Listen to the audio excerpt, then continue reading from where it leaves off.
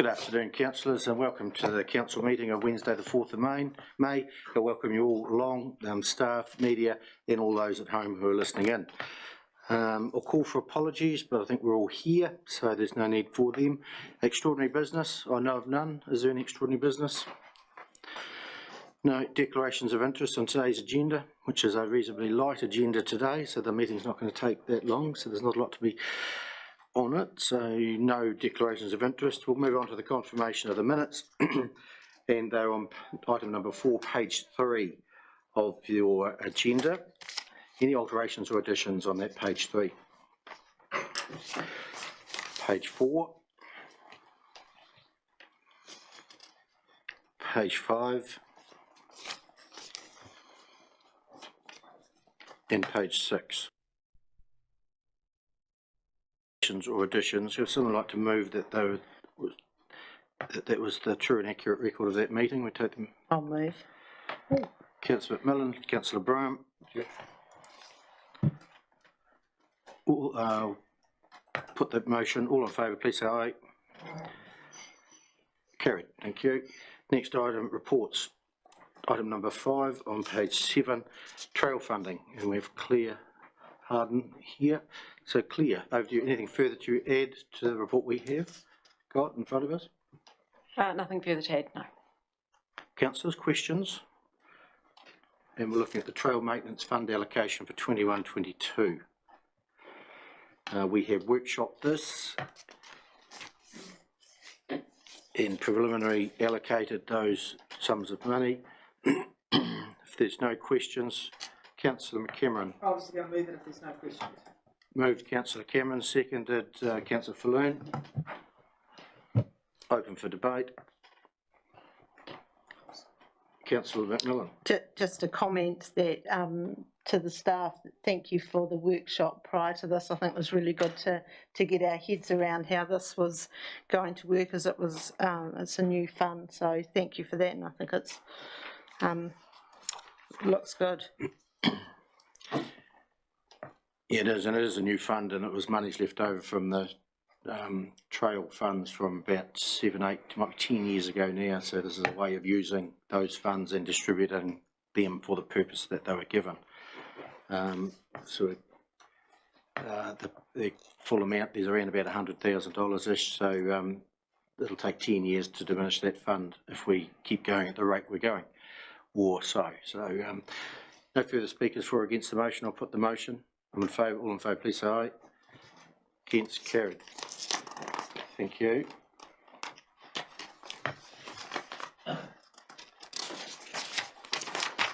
Next item is on page 12 and is the Mayor's report. Thanks, Claire. The Mayor's report there's 2 recommendations.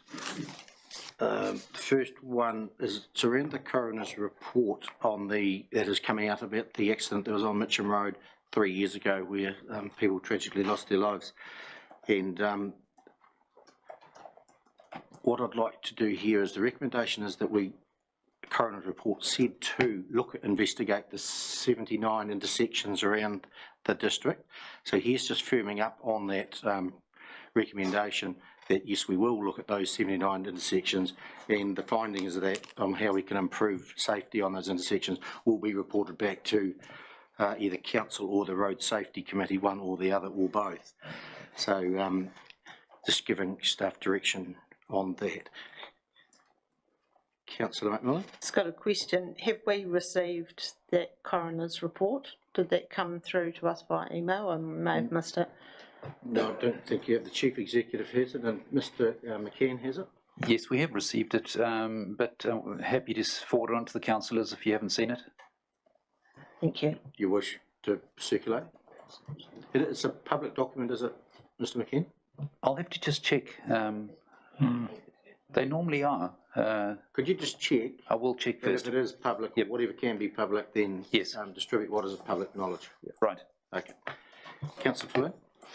Yeah, the question I have is, are we any worse off as far as intersections compared to other territorial authorities when you take the area of flat land and the amount of roading that we have, which is on a almost laid out like a town in places? Mr McKeon? Through the chair, I don't believe we are any worse off. I think we are very similar to neighbouring councils and other councils with similar roading infrastructure networks. All that we do know to compare and benchmark with is our statistics of fatalities and accidents. And when we do compare with other similar sized networks and district councils, our figures are slightly lower. So that's the only comparison we have, though. But typically the intersection would be very similar elsewhere. I think we have a duty of care to see that intersections are as safe as they possibly can. So this report will show us that, and there may be some improvements, there may not. We'll find out. Councillor Wilson. Thanks, Mr. Mayor. What does the coroner mean by blended into the surrounding environment? To me, if it was 120 metres out on the side of the road, unless it's covered completely with trees, I thought it was a bit weak actually to say it blended in, because surely you notice it.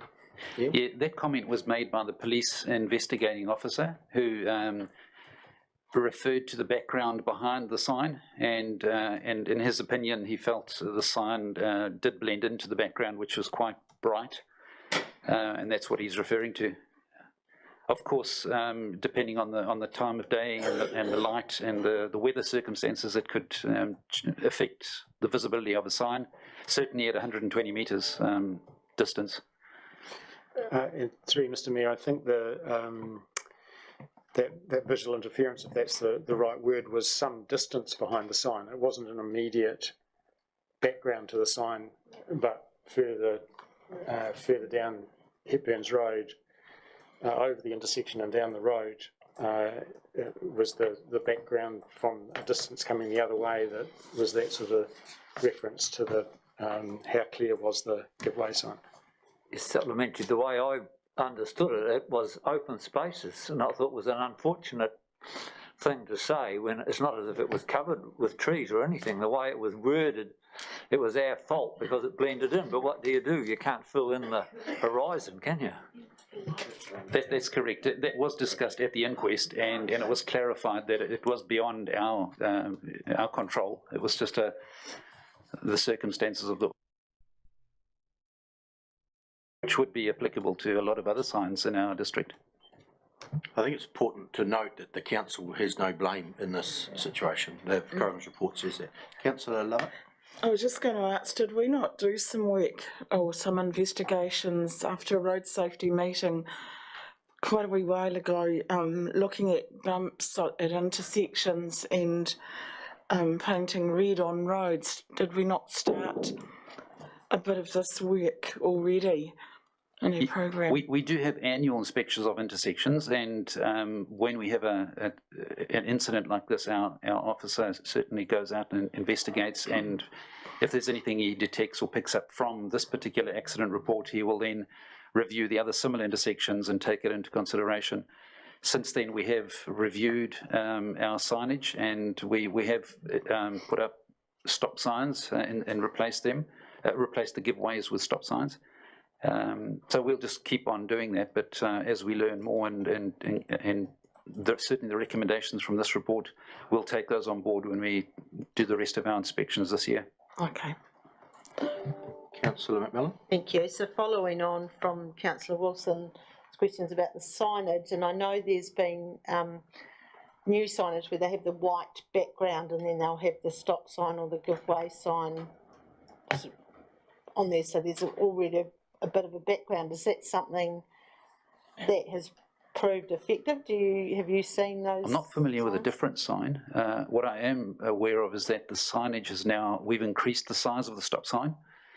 So you do get a smaller stop sign in urban roads and a bigger one in rural, and we've gone for the one size bigger than that at our intersections just for extra precaution, so that they're more visible.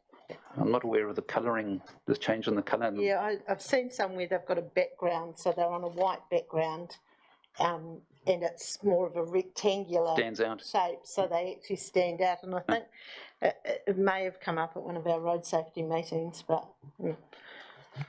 Thank you. If no further questions, I'll move the recommendation that council request a review of rural intersections and a report outlining the findings as to ways to improve intersection safety. Give a seconder. Councillor Rawlinson. Happy to second that, and I agree with the comments that have been made. And I think some of these newer, bigger signs are good. And I think back to the Somerton Road, Thompson Track accident a number of years ago, that was a very serious one, and we did a lot of remedial work after that on the Somerton side coming into Thompson's Track, which has obviously been effective.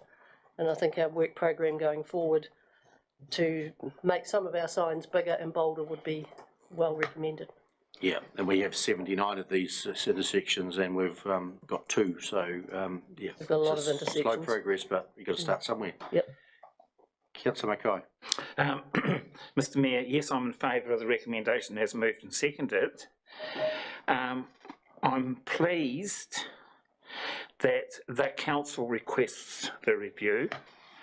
There was a comment made about the Road Safety Committee, and my feeling is that because we as a council did away with our standing committees, etc., to streamline our workload, I actually think it's imperative that this report comes to council.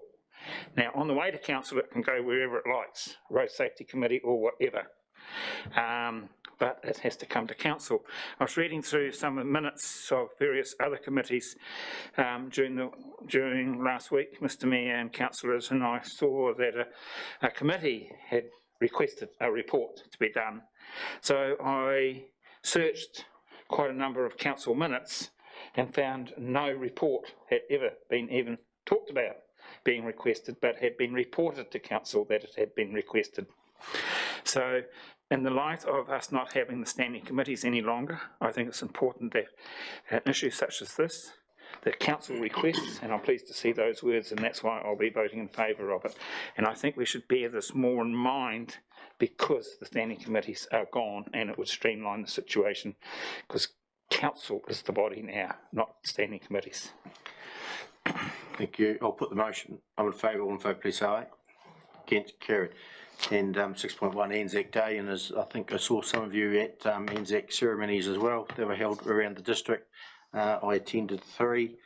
Yeah, it was a good day. Numbers, I think, of the Dawn Parade were up on other years, and the 11 o'clock one in Ashburton had good numbers there as well. So yeah, it was a very good day. There's other items I've addressed, been at over the last 2 weeks.